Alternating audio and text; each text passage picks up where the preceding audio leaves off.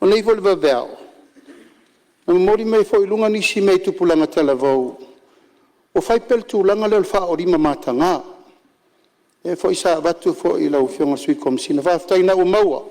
Fai fo i ail tūlanga. E ta tau na fai tangata whapene. Langa wo Musa Sael mea leo le mawhau ma le whaatupu vivesi. Whaatupu manua. Ma whaatupu ai tūlanga leanga o le tau fo atu nei. Tupulanga le mawhau wheo ai whapene peini manu. Sai vai ane le whafonga mai Samoa.